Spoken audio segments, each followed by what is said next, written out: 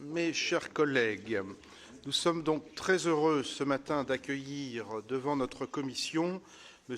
Christophe Lutundala Apala-Penala, président de la Commission des Relations extérieures du Sénat de la République démocratique du Congo. Je voudrais saluer aussi M. Émile Ngoï Kasongo, ambassadeur de la République du Congo, qui va nous rejoindre, je crois, dans quelques minutes. M. José Mpanda, président de la Commission Sécurité, Défense, Frontières, ainsi que l'ensemble de leurs collègues et nos collègues sénateurs qui les accompagnent. Monsieur le Président, cette audition a lieu dans le cadre de la visite du président du Sénat de la RDC, M. Jean-Michel Sama Lukonde Kenyé, qui a débuté hier. Nous sommes à un moment crucial, je crois, de la crise qui se déroule dans l'est de votre pays, qui vous préoccupe et qui nous préoccupe aussi vivement. Je rappelle que le mouvement M23, soutenu par le Rwanda, s'est emparé de Goma, la capitale provinciale du Nord Kivu, le 28 janvier dernier, puis 2 semaines plus tard de Bukavu au sud de Kivu. Il y a eu de très nombreux morts et blessés dans les affrontements.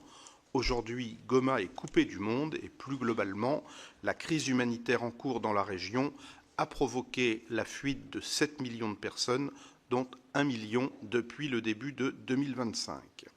Des pans entiers de territoire sont, selon le dernier rapport des experts des Nations Unies, sous le contrôle du M23.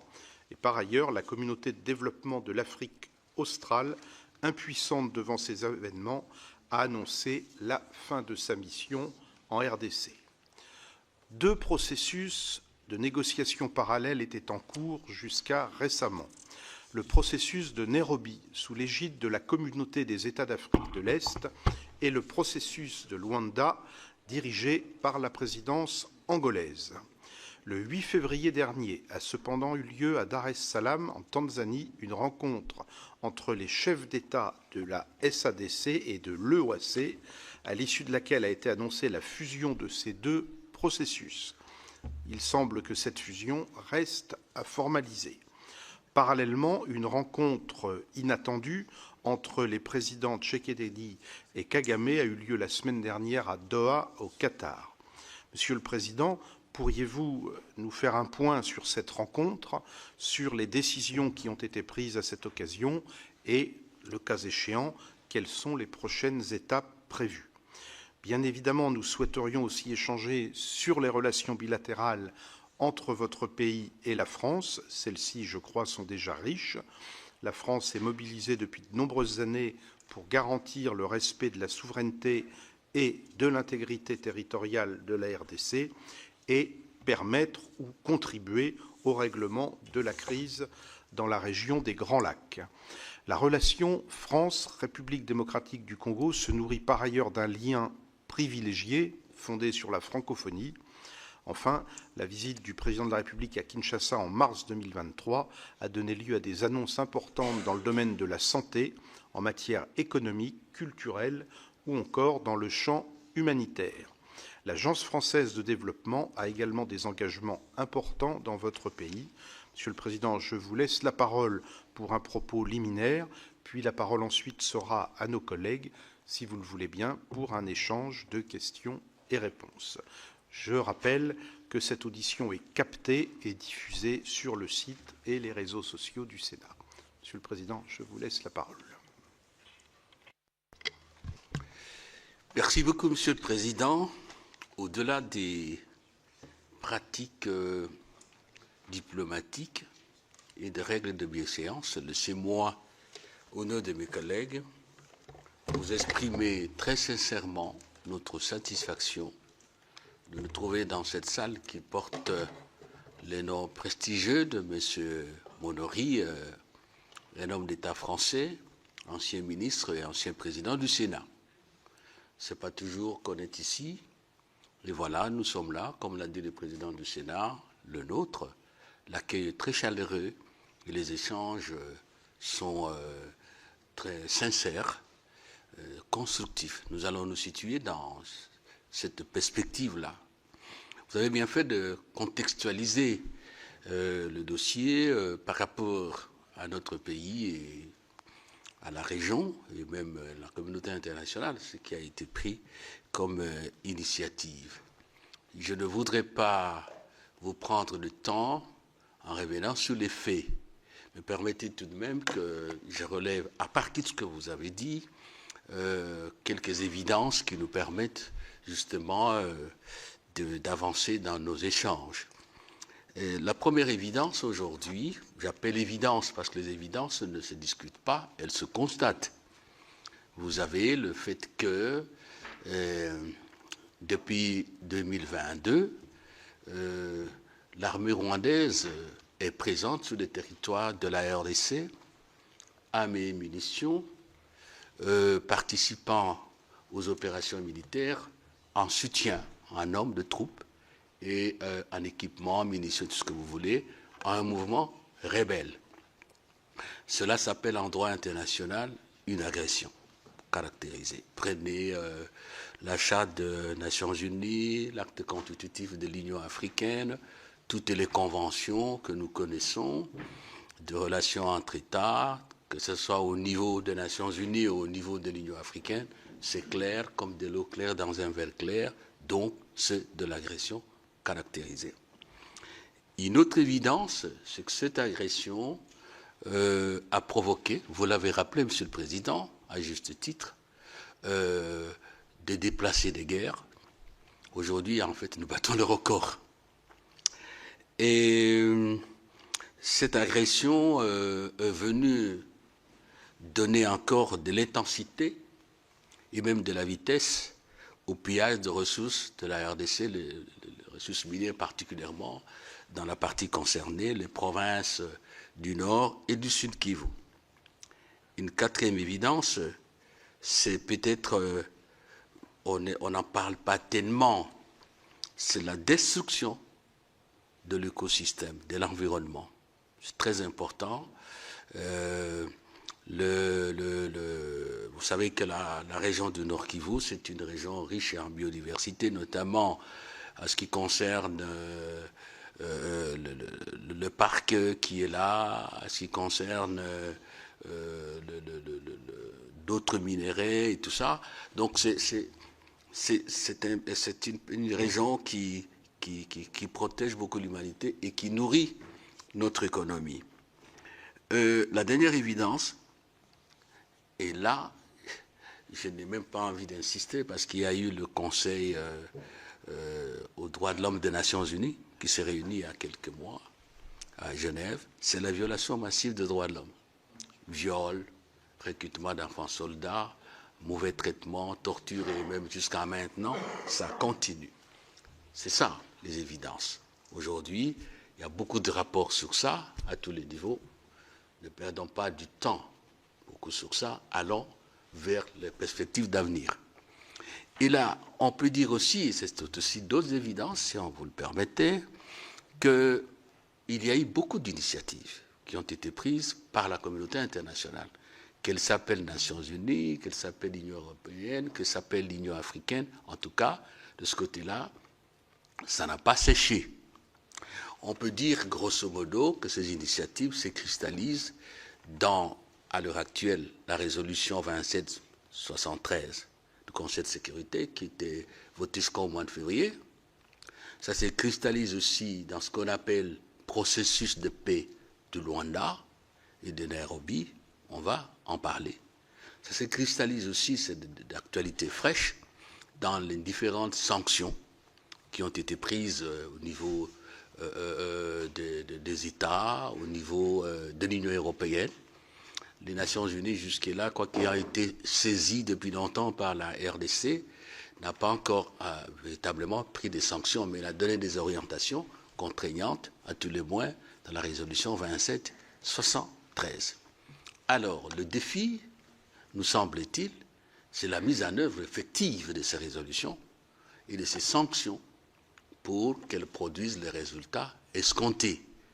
De ce point de vue, manifestement, le rendez-vous n'est pas tenu parce que, vous le savez, le Rwanda continue ses attaques, continue j'allais dire, ses expéditions de conquête des espaces économiques en République démocratique du Congo. On nous a dit il y a une semaine les affidés du Rwanda qui décrétaient un cessez-le-feu, mais les dernières informations incontestables, rendues même par la radio internationale qui est la vôtre, font état de ce que finalement, au-delà des déclarations, des proclamations d'intention de Rwanda, donc la force de défense du Rwanda continue à rassembler, à accumuler des matériels militaires, notamment à Walikale.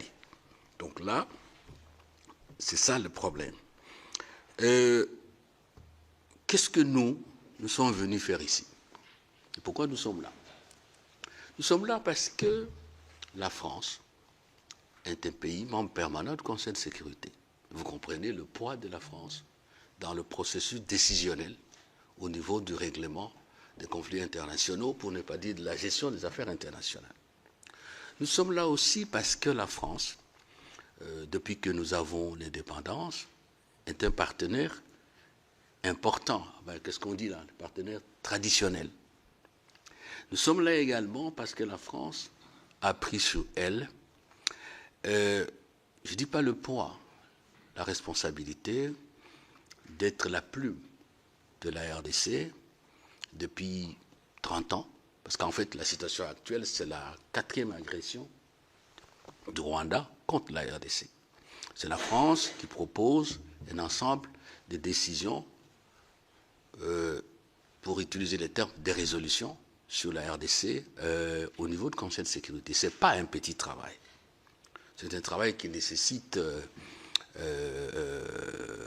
la réflexion, la connaissance du dossier et surtout sur le plan diplomatique et la capacité de dégager ou de faire dégager des consensus, parce que permettez que je dise que l'écriture d'une résolution, c'est pas une lettre d'amitié, c'est pas en tout cas une promenade de santé intellectuelle.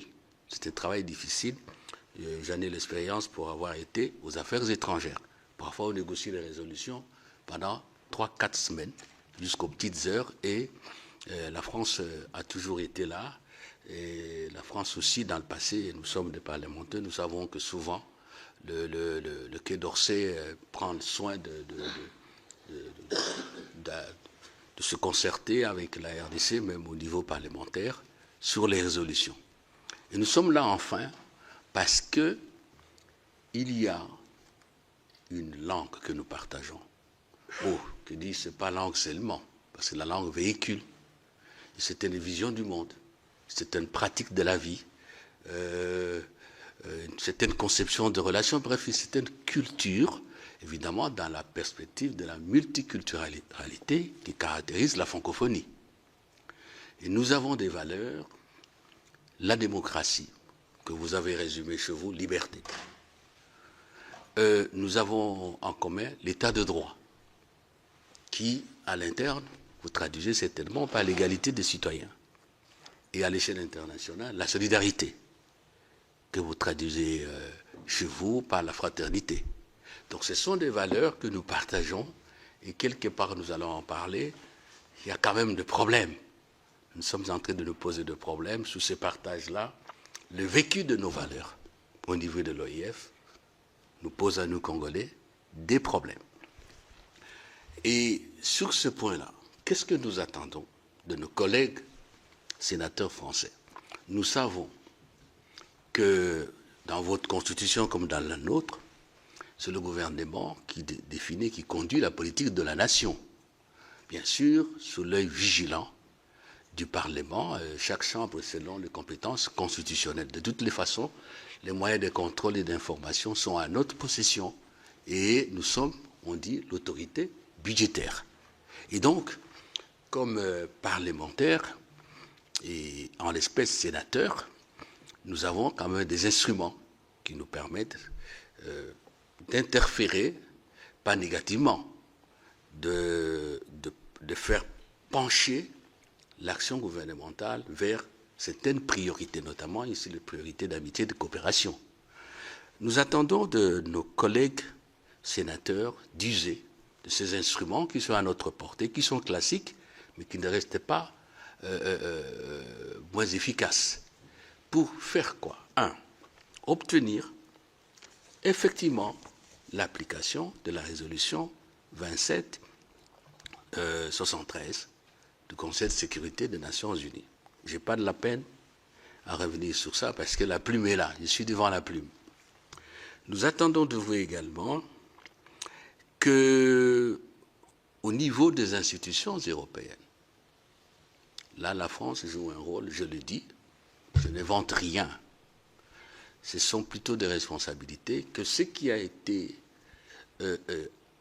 adopté d'abord par le Parlement européen, ensuite par le Conseil des ministres, qu'au niveau de la Commission, ça devienne effectif, que les décisions qui ont été prises soient effectivement appliquées. Et nous sommes des parlementaires, nous savons aussi, même à l'interne, entre le Parlement et l'exécutif, c'est toujours pas toujours le même discours et surtout pas toujours la danse au même rythme. On peut être d'accord sur la vision, mais quand ça arrive au niveau de l'application, il faut toujours que le Parlement vigile. Donc là aussi, il y a un élément important. Qu'est-ce que nous attendons de vous?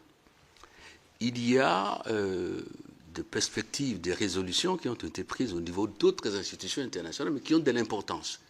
Prenons la 37e session extraordinaire du Conseil des droits de l'homme des Nations Unies qui a pris, il n'y a pas longtemps, une résolution portant création de la mission d'établissement de faits qui devra se déployer, si ça n'a pas encore commencé, incessamment en RDC. C'est dans leur procédure. C'est un peu comme chez nous au Parlement, mission d'information. Après l'établissement des faits, arrive l'étape de la commission d'enquête. Et donc, dans la programmation du Conseil, cette mission devra être opérationnelle. Le dernier rapport sera rendu au mois de septembre, et à partir de ce rapport, on devra créer la commission d'enquête. Donc là, auprès du gouvernement français, je crois que nous espérons que nos collègues vont veiller à ce que cette mise en place de la commission et la suite soit établie. Alors, il y a une autre perspective qui est tracée par la Cour pénale internationale. On va organiser dans quelques semaines, au mois d'avril, une conférence internationale sur la question du droit de l'homme en RDC. Et à l'issue de la conférence, il est prévu la création d'une Cour pénale spéciale pour les crimes commis en RDC pendant cette période. Là aussi, c'est un travail important parce que l'impunité, d'une part, une priorité au niveau de la communauté internationale, au niveau des Nations Unies en particulier, mais assurer l'impunité, c'est un pas qu'on n'arrive pas encore à franchir, et on ne peut franchir ce pas que dans la justice. C'est pour cela que j'ai rappelé notre valeur commune, l'état de droit. Donc là, il y a une initiative. Il y a également un élément important, et nous sommes satisfaits de voir qu'au niveau de l'Assemblée nationale et au niveau du Sénat, les parlementaires français interpellent sans cesse les ministres des Affaires étrangères pour faire le point de cette affaire de cessez-le-feu.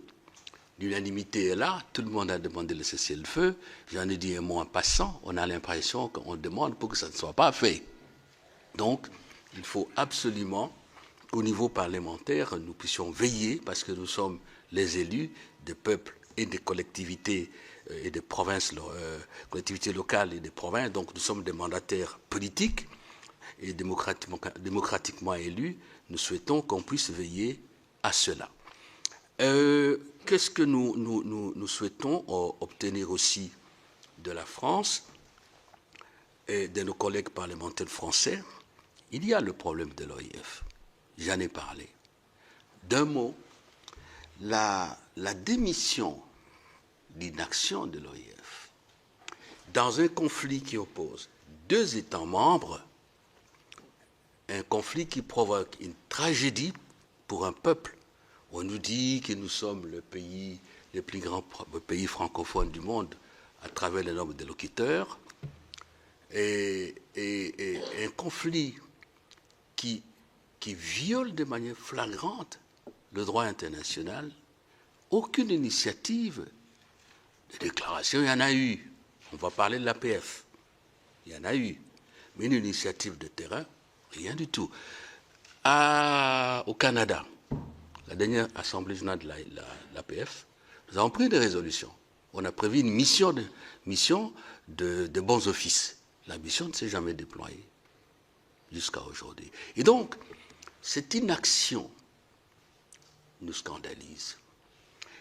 Permettez l'expression, chers collègues, nous sommes des parlementaires, nous avons notre façon de parler, c'est à la limite de la complicité, à la limite de la trahison par rapport à nos valeurs. Et nous ne concevons pas que nous puissions rester indifférents par rapport à ça. Et ça nous fait poser des problèmes. Nous sommes dans la réflexion de nos Congolais. Est-ce qu'il faut continuer ce n'est pas pour répondre à un certain signe de temps. Est-ce qu'il faut... quel est notre intérêt aujourd'hui dans la francophonie? Et enfin, chers collègues, nous allons en parler dans l'échange, la question des FDLR, la question des réfugiés. On va échanger. Je pense qu'il y a des perspectives. Nous avons la loi de programmation militaire, on va en parler. Voilà, en quelques lignes, pourquoi nous sommes là, nos attentes, et nous allons avancer la coopération entre nous. Je crois que nos chefs se sont mis d'accord pour que les deux secrétaires généraux de nos assemblées se réunissent pour proposer un nouvel accord de coopération. Je vous remercie. Monsieur le Président, c'est nous qui vous remercions pour la clarté de cet exposé, et je crois que ça permet à chacun d'entre nous aussi de bien recontextualiser la situation de votre pays, et ça va nous permettre maintenant d'ouvrir la série des questions. Et le premier intervenant, ce sera François Bonneau. Merci, Monsieur le Président, Monsieur le Président de la Commission. D'abord, exprimer notre solidarité à l'égard des populations du Kivu qui vivent une situation absolument tragique, et ce depuis des années.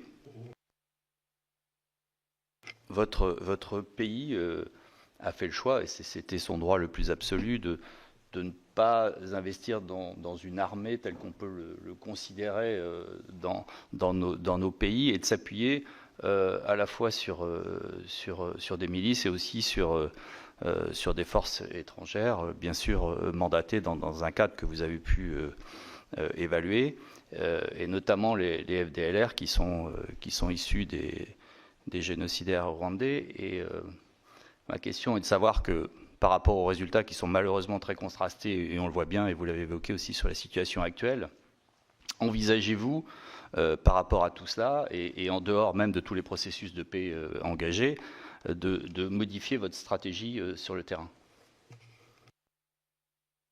Président, comme vous souhaitez, en fait, on a 4 collègues qui souhaitent vous poser des questions. Peut-être ce serait-il bien de prendre les 4 questions, comme ça vous avez le temps ensuite pour répondre. Alors ensuite, ce sera Philippe Folliot, s'il le veut bien. Oui, merci Monsieur le Président. Monsieur le Président,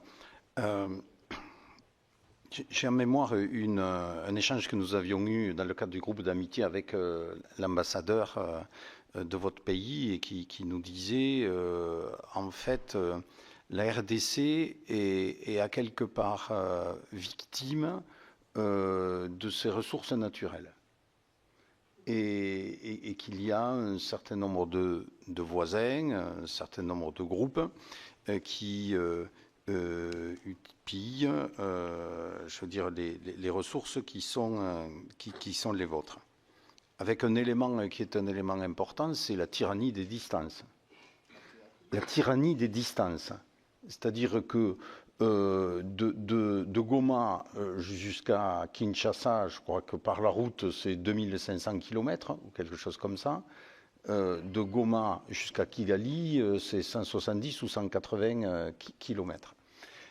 Et que par rapport à cela, la difficulté qui a été peut-être celle de votre pays a été de pouvoir avoir un contrôle de ces ressources, notamment minières, avec un juste retour pour les autorités centrales et le gouvernement du pays.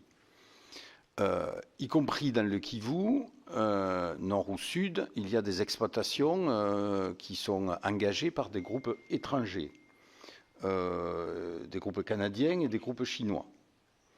Il semblerait que certains d'entre eux, malgré la situation sécuritaire très compliquée qu'il y a aujourd'hui, continuent leurs travaux d'extraction sans aucune, a priori, difficulté, tout au moins par rapport à la perception de ce qui nous en est dit.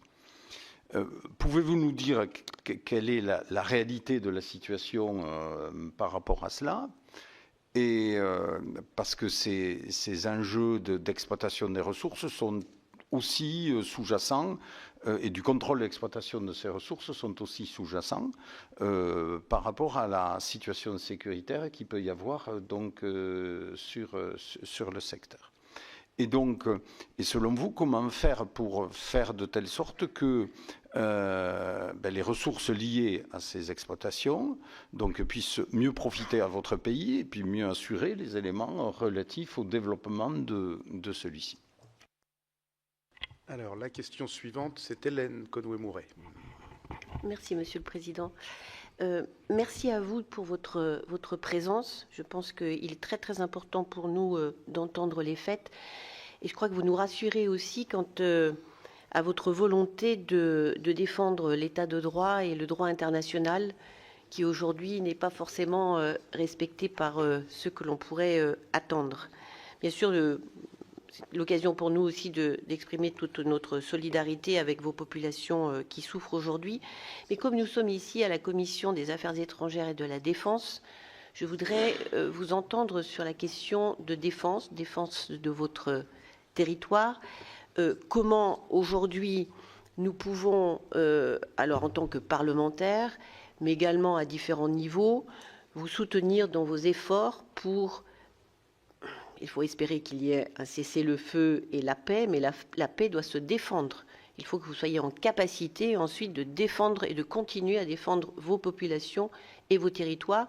Et donc, comment est-ce que nous pouvons, au niveau français et peut-être européen, eh bien, vous apporter un soutien dans vos réflexions, dans les besoins que vous pouvez exprimer.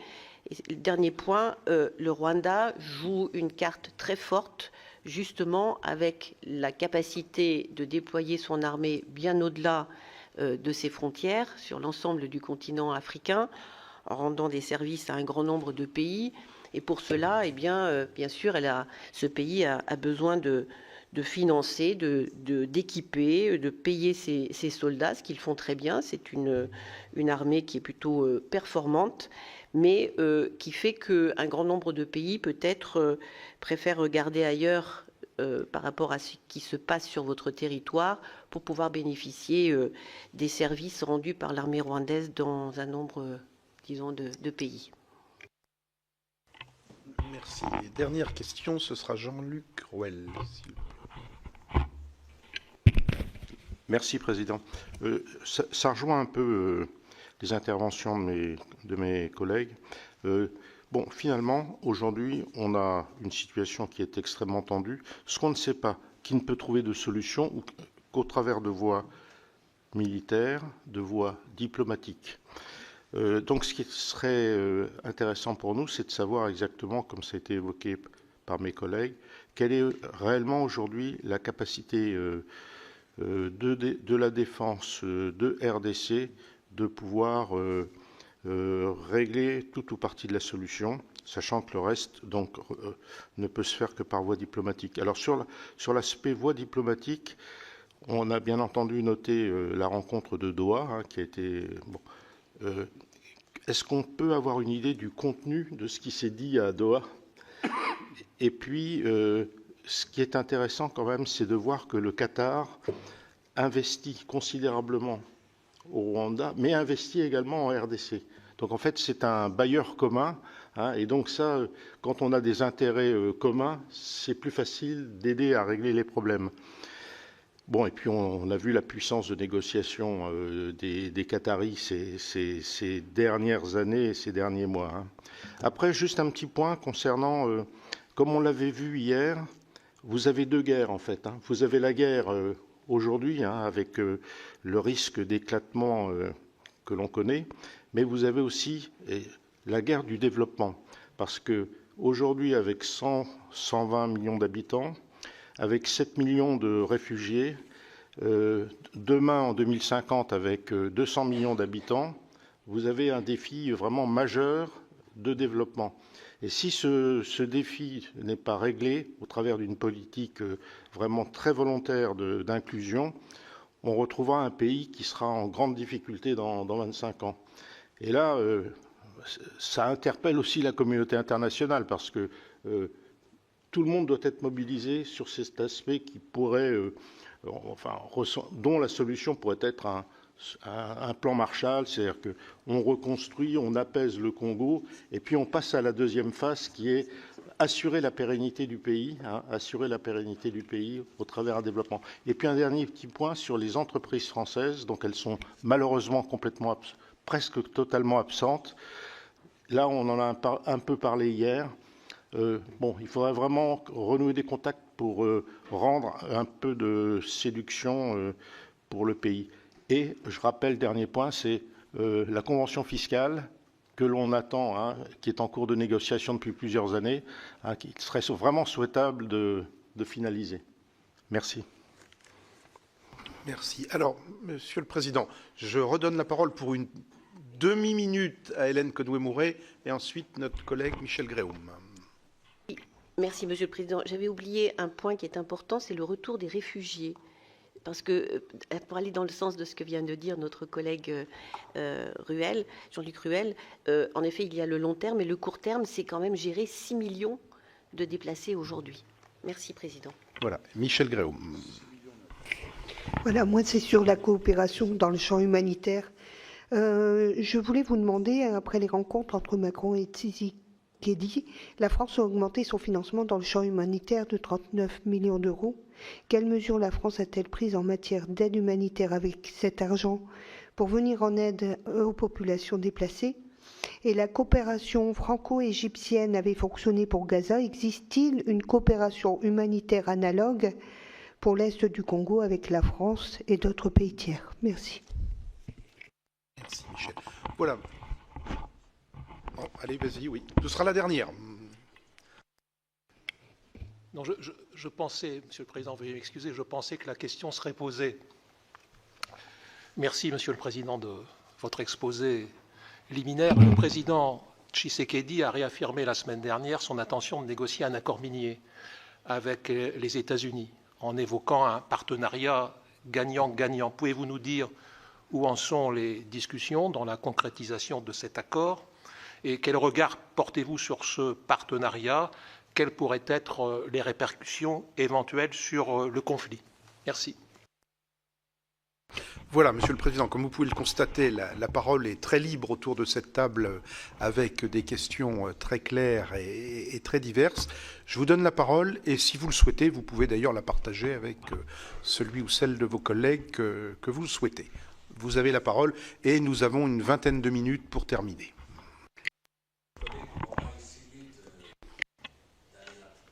C'est pratiquement une quinzaine de questions. Bon, allez, on y va.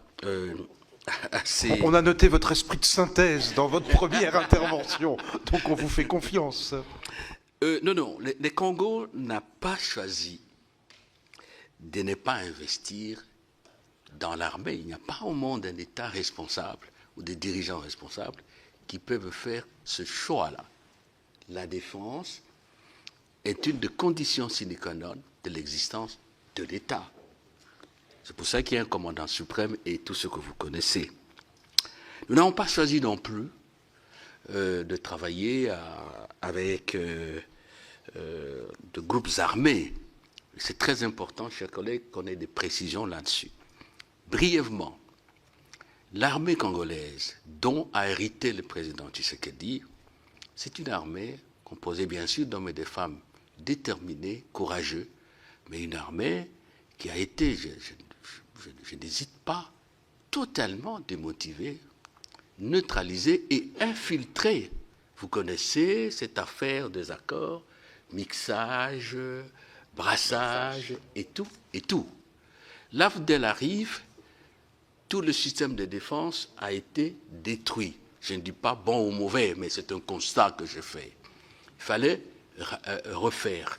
Et quand Laurent Désiré Kabila s'est mis au travail, ça n'a pas fait longtemps, il est parti, il a été tué. Et après, vous connaissez, parce que nous sommes à la 4e agression du Rwanda. Le président Tshisekedi arrive, il essaie de reprendre les choses en main. Mais il ne faut pas oublier, chers collègues, il y a eu cette affaire d'embargo qui par la suite était devenue l'obligation de déclarer les armes et les munitions qu'on achète. Je ne sais pas si un État peut créer une armée dans ces conditions-là, sous embargo. Et plus important, ce n'était pas que les achats des équipements et d'armes, la formation. La résolution du Conseil de sécurité pendant au moins 10 ans interdisait à la RDC d'être assistée pour former les militaires. Et c'est maintenant, au moment où le président Tshisekedi change le leadership militaire, paf, le Rwanda s'aperçoit que bon, là ça va changer, nous sommes en guerre. On ne produit pas sur des claquements de doigts un militaire. Le militaire, c'est une culture, le militaire, c'est un état d'esprit, les militaires, c'est un état physique aussi. Et notre armée a à faire face, je n'ai pas créé des incidents diplomatiques, à une multitude d'armées classiques, une multitude de bandes armées. Ce n'est pas une excuse, c'est une explication objective. Bon, chez vous ici, je m'excuse, je ne vais pas vous heurter, mais c'est la vérité, nous sommes des parlementaires. Il y a eu les résistants. Hein? Vous connaissez les résistants en France. Les résistants n'étaient pas des bandes, je ne sais pas, armées, non. Ce sont des citoyens français qui, à un moment crucial de l'histoire de la nation, ont décidé de résister à l'ennemi. Quand vous entrez dans un village au Nord Kivu, vous tuez, vous pillez, vous violez, est-ce qu'on peut interdire aux Congolais de s'organiser, de se défendre? Là, il faut qu'on se comprenne bien. Donc, les Wazalendo qui travaillent avec nos forces ne sont pas différents des résistants que vous avez connus. Je ne connais pas de procès contre les résistants ici. Peut-être que je connais très mal, de manière incomplète, l'histoire française. Ce n'est pas souhaitable. Mais la défense est un instinct naturel de tout homme qui vit. Et voilà la réalité. Les efforts sont faits, mais quand les efforts sont faits pour l'armée, en même temps on vous agresse de cette manière-là, ça n'est pas facile. Ce n'est pas facile. Alors, l'FDLR, ça fait longtemps. 94, je crois, le génocide. Comptons, ça vous fait 94, 6 plus 25, ça vous fait combien? 31 ans. Et plus d'une fois, le Rwanda est venu au Congo, avec l'AFDL, avec le RCD, avec l'autorisation du gouvernement congolais à l'époque du président Joseph Kabila, pour maîtriser l'FDLR. Avec le président Tshisekedi, nous avons commencé une action commune et nous avons rapatrié, avec l'aide du Haut-Commissariat des Nations Unies aux réfugiés, plus de 5000, dont les FDLR et leur dépendance. C'est parce que le président Kagame n'a pas voulu qu'on poursuive la coopération qu'on est arrivé. Et combien sont-ils restés? C'est résiduel. Qu'à cela ne tienne. Maintenant, là, au moment où nous parlons, chers collègues, le président Lourenço, il a obtenu un résultat très important, lequel on a adopté un plan de démantèlement des résidus d'AFDLR. Ça, c'est vrai. On s'est mis d'accord sur un programme de retrait de troupes rwandaises et appelle l'assouplissement de mesures de défense. Tant pis. Mais maintenant qu'il arrive le moment de signer cet accord pour qu'on commence l'opération de démantèlement de ces résidus-là, le Rwanda dit « moi je ne signe pas, comprenne qui pourra ». Et au moment où nous parlons, est-ce que le Rwanda parle encore de FDLR comme avant? Non, parce que le problème est économique. Donc, nous avons toujours dit que nous sommes ouverts à toute initiative tendant à a décidé la cartographie des FDLR, tendant à les éradiquer, étant entendu qu'il y a l'accord de Nairobi, en avril 2022, qui donnait à chaque État ayant de groupes armés en RDC la responsabilité de prendre langue avec ce groupe pour faire une offre de paix. Le temps nous est compté. Je crois qu'on s'est compris sur le dossier d'FDLR. Appliquons l'accord qui a été accepté sous la médiation du président Lorenzo. L'affaire sera terminée. Mais le Rwanda sait que non. Si c'est appliqué, il n'y a plus la mayonnaise à offrir. Voilà. Alors, donc nous sommes là. Le collègue va vous parler de la programmation militaire. On investit je vais donner ce qui est de moi. Les ressources naturelles. Les ressources naturelles, il y a un collègue qui a posé des questions. Il y a une exploitation illégale anarchique. Ça fait longtemps qu'on a travaillé sur ça. On peut en parler. Mais une question simple.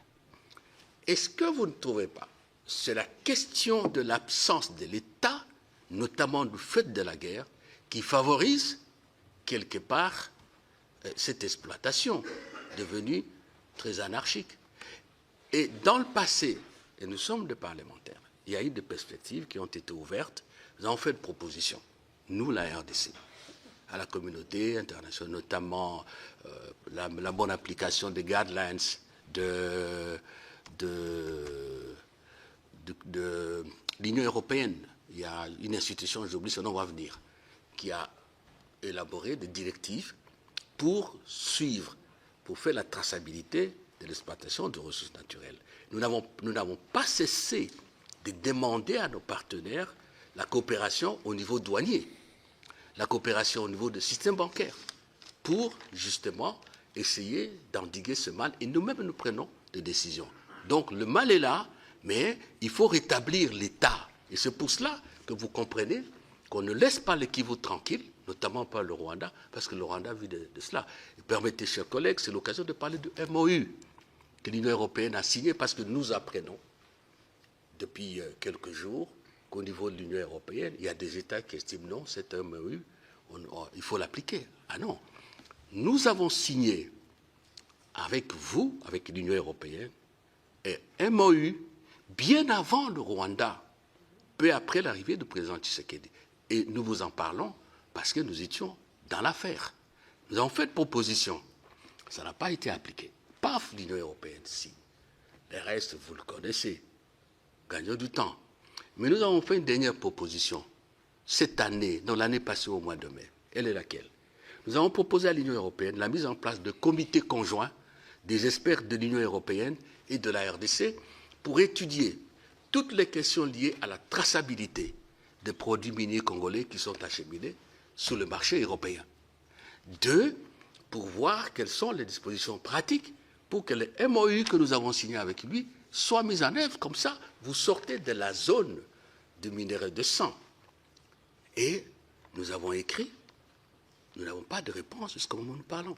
Nos experts sont prêts. Voilà une proposition concrète et nous ne savons pas pourquoi l'Union européenne n'a pas saisi l'opportunité.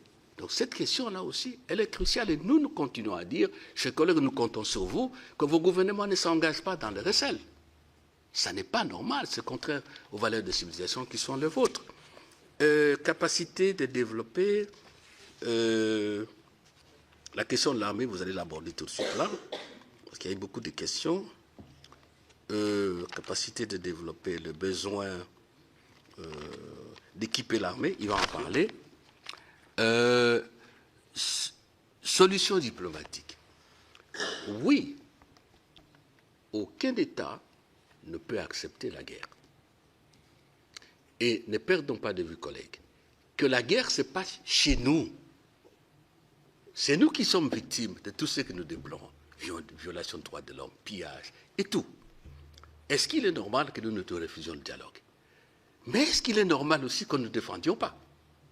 C'est ça. Nous pensons qu'aujourd'hui,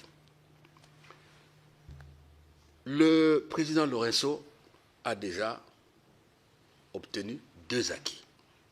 Et nous inscrivons totalement dans ces 2 acquis-là. Le processus de Nairobi, je vous ai dit, c'est une décision qui a été prise par les chefs d'État de l'EAC East African Community, Comité d'Afrique de l'Est, au mois d'avril. Et nous en savons quelque chose parce qu'on était dans la sauce, dans la cuisine. Il est clairement dit que le dialogue entre les pays qui ont des groupes nationaux armés au Congo doit se faire. Et c'est comme ça que le président Tshisekedi a amorcé à Nairobi des contacts avec les groupes armés, je ne dirais même pas de simples contacts, des consultations. On en est arrivé au Nairobi 3. Au Nairobi 2, l'M23 qui était là est parti. Le Rwandais a dit, pas question, prenez les armes. Nous attendons Nairobi 4.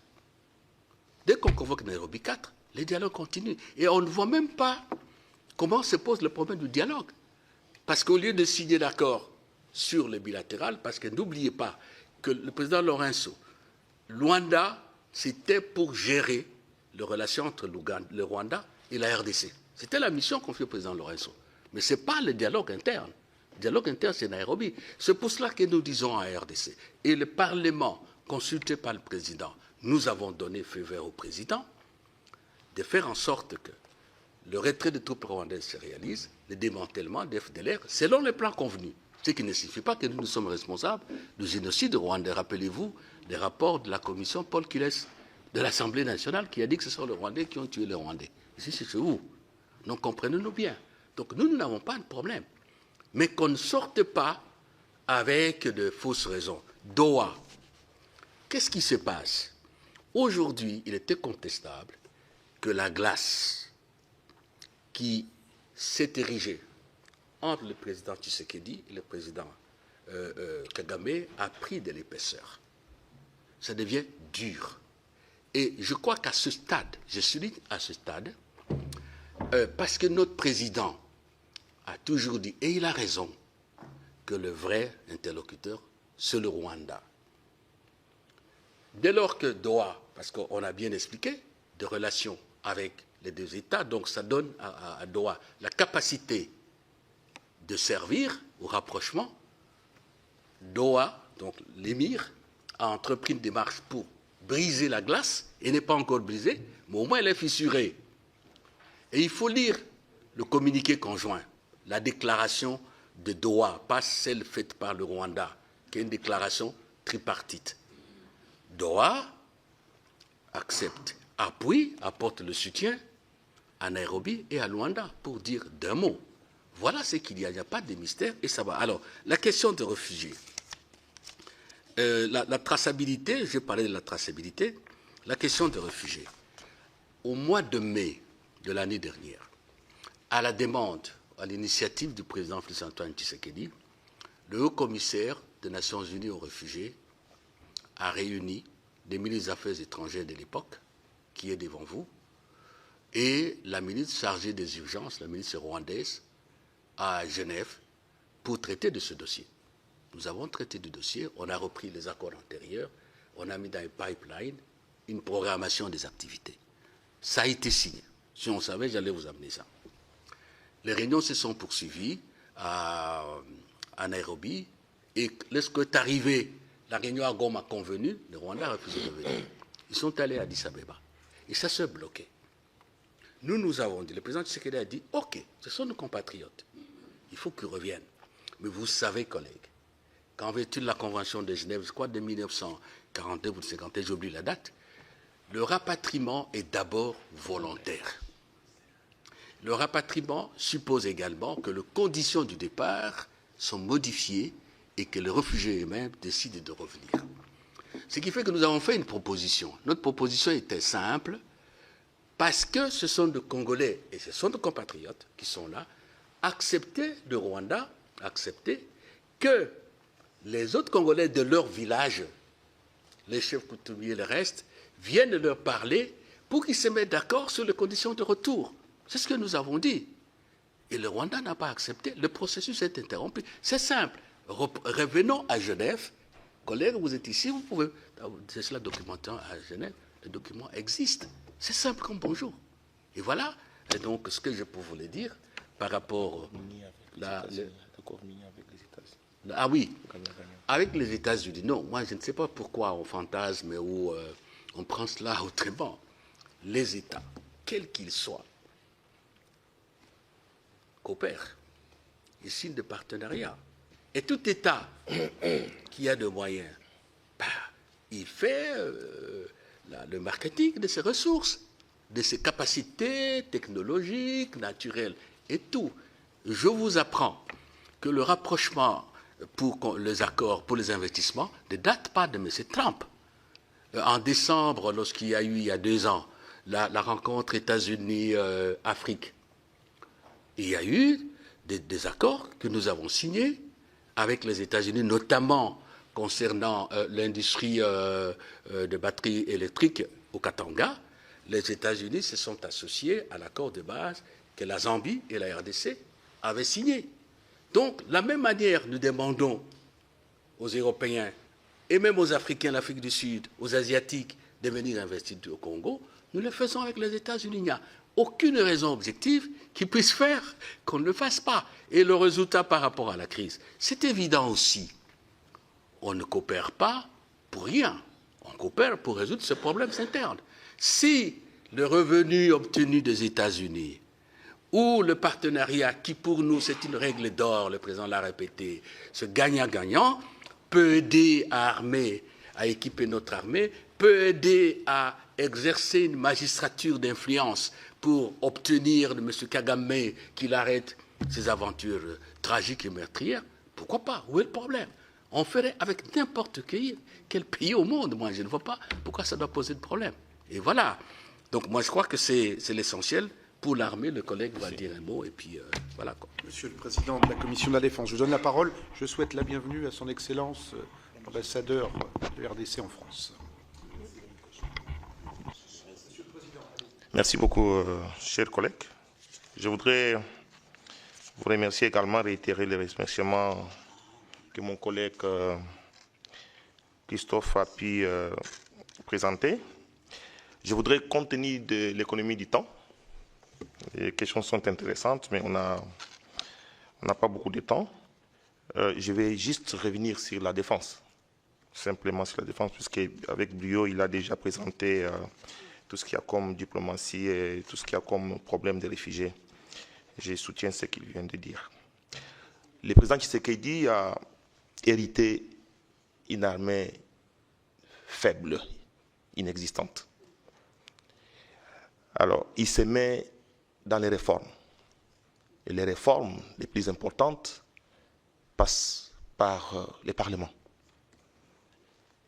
En héritant de cette faiblesse qui existe, une armée ramenée de tout abord, de toute forme de personnes, brassage, tout ce que vous connaissez, que nous avons hérité de tout ce qui a existé avant. Il amène les réformes, et la première réforme, c'est la loi de programmation militaire que nous avons promulguée, adoptée au Parlement et promulguée pour des réformes importantes des fonds, les réformes qui sont liées à le renforcement des capacités militaires, les réformes qui sont liées à l'amélioration des formations des militaires, les soutiens des opérations de maintien de paix. Et toutes ces réformes-là sont en cours. C'est un processus qui est en train de se faire. Et ces processus de réforme passent aussi par la coopération. La coopération qui est militaire. Il y a des initiatives également de réformes policières qui sont en cours. D'ailleurs, avec la France, nous avons le Collège des hautes études stratégiques et de défense, CHES, qui est vraiment une coopération française qui est en cours, qui est en train de former tous les officiers pour avoir une armée forte, puisque les investissements, les développements ne peuvent passer que par la paix et par la sécurité et l'intégrité du territoire, la sécurité et la souveraineté nationale. Nous pouvons parler de tout ce qu'on peut parler, mais s'il n'y a pas la sécurité, les investissements ne peuvent pas venir. C'est ainsi qu'on a mis en place les réformes qui sont plus profondes et que nous sommes en train d'envisager de faire pour que nous puissions avoir une armée capable. C'est vrai que notre armée est faible, mais les réformes sont en cours pour pouvoir les développer. Mais également l'école de guerre que nous avons avec la France. Monsieur l'ambassadeur peut en parler de quelque chose, puisque lui-même il est en train d'enseigner sur l'école de guerre.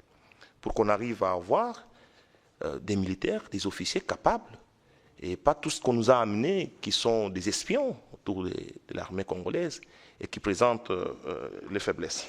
Donc les réformes, cette grande réforme de la loi de programmation militaire nous permettra de mettre en place une armée forte, capable de servir le pays et créer une stabilité pour développer notre pays.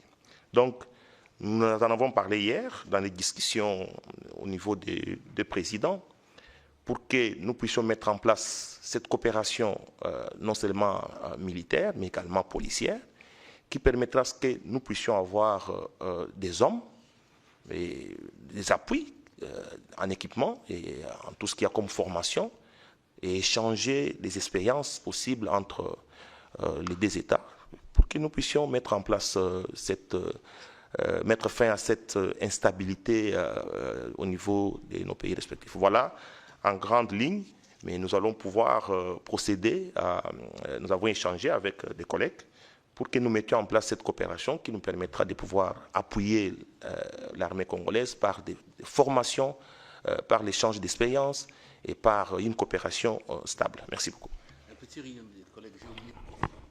Allez-y, Monsieur le Président. Oui, il y a un collègue qui a parlé de la capacité du Rwanda avec son armée, le Rwanda qui est dans des missions de paix, en fait.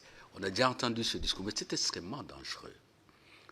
Le fait que le Rwanda ait des militaires, participe aux opérations de maintien de la paix dans le monde, ne lui donne pas la licence de violer le droit international, de tuer et de piller.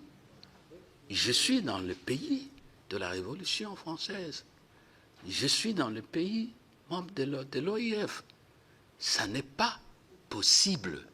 Et tenez-vous bien, chers collègues, l'Afrique de l'Ouest a des populations transversales.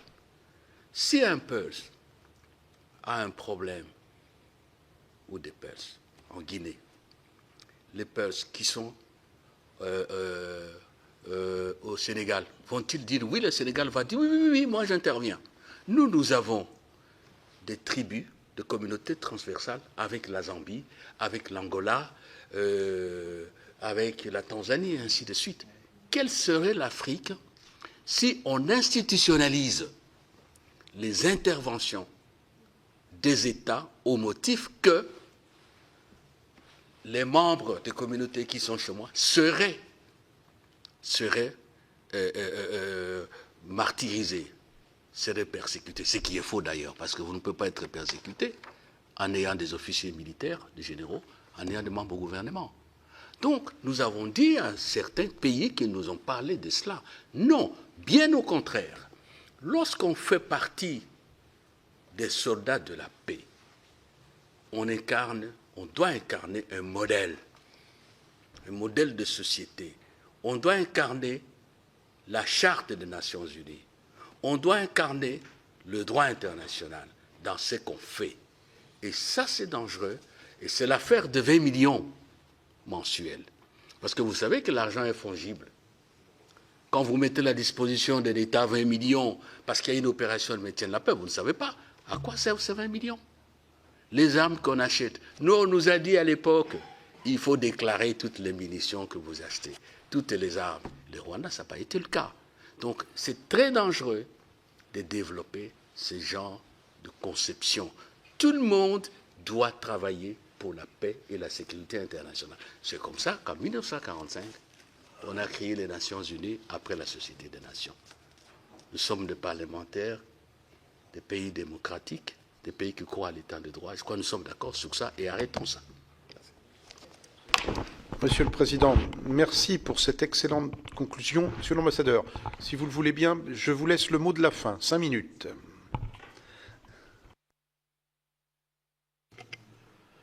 Monsieur le Président, je tiens d'abord à m'excuser pour cette arrivée pour laquelle vous avez compris pourquoi je n'ai pas pu démarrer, prendre les trains au même moment que vous. Question protocolaire également. Je n'ai pas grand-chose à pouvoir ajouter ici. En termes des mots de la fin, je voudrais d'abord dire que nous avons une coopération militaire historique entre la France et la République démocratique du Congo. Et à chaque fois que, dans le passé, l'intégrité territoriale et la souveraineté de la République démocratique du Congo ont été mises en jeu, la France est intervenue. Souvenez-vous de l'opération où la Légion avait sauté sur Kolwezi en 1978. Souvenez-vous également en 2023-2024, il y a eu des événements tout à l'est de la République, au nord-est de la République, avec l'Ituri, où l'opération Artemis, à l'initiative de la France, a été mise en place, ce qui a permis rapidement de restaurer l'intégrité territoriale de la République démocratique du Congo. Et aujourd'hui, moi je suis un ambassadeur particulièrement, je ne dirais pas totalement heureux, mais quand même je suis plus ou moins satisfait de l'implication notamment de la France. On a vu même le débat au Conseil de sécurité des Nations Unies. L'ambassadeur de France auprès des Nations Unies a eu une position très tranchée sur la question de la condamnation du Rwanda comme pays agresseur, et étant également la plume du Conseil de sécurité. On a bien vu que lors des débats, il y avait quand même certains pays dont je ne vais pas citer ici, qui semblaient un peu en porte-à-faux avec justement cette résolution, mais la France y a contribué aussi pour avoir justement ces consensus, cette unanimité avec laquelle la résolution a été votée. Mais maintenant, la France dispose de plusieurs leviers sur le plan diplomatique, et je suis très heureux que le président de la Commission des affaires étrangères du Sénat congolais l'ait rappelé en long et en large. Et nous pensons que la France peut faire encore davantage. Nous attendons davantage avec la France. Ce n'est que naturellement, vous le savez très bien, que nous avons un héritage en commun qui est la langue française. La francophonie, pour nous, ça fait partie des structures d'avenir.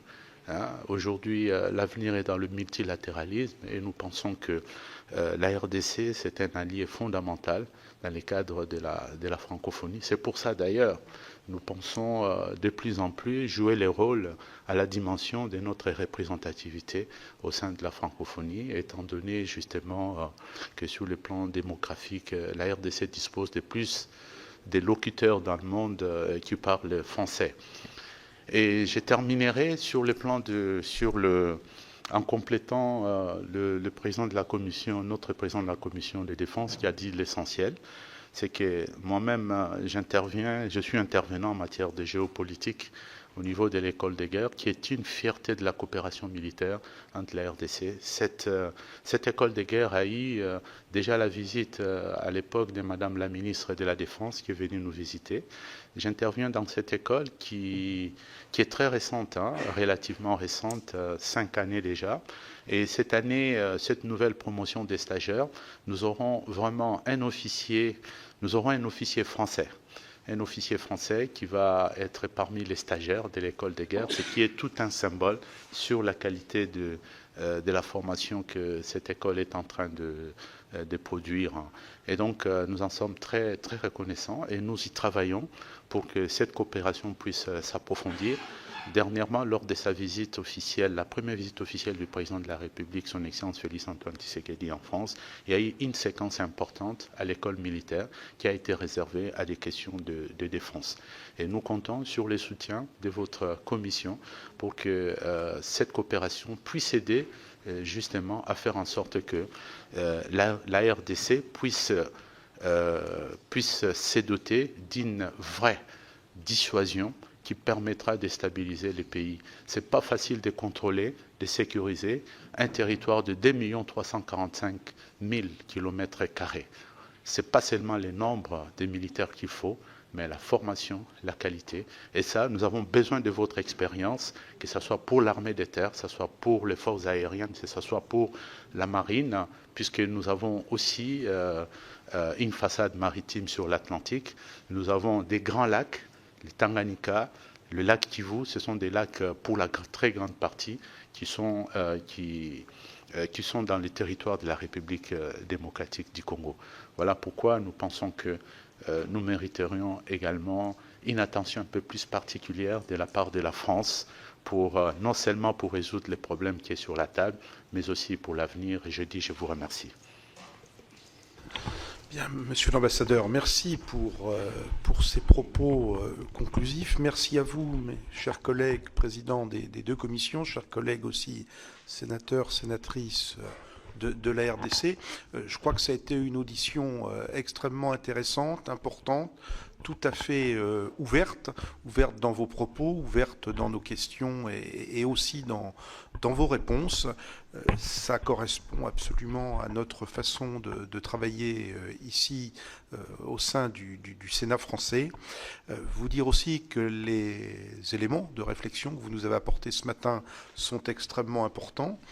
Importants, je crois, pour chacun d'entre nous, parlementaires, et je pense peut-être un peu plus particulièrement aussi à nos collègues des Français de l'étranger qui suivent très régulièrement ces situations, et très important pour nous tous collectivement dans le cadre des travaux de la Commission, et notamment sur les relations entre la France, entre l'Union européenne et votre pays pris en tant que nation et comme entité sur le continent africain, puisque nous sommes là aussi dans des réflexions sur la nouvelle génération de relations, et de relations peut-être un peu plus équilibrées, un peu plus partenariales, et qui préparent le futur.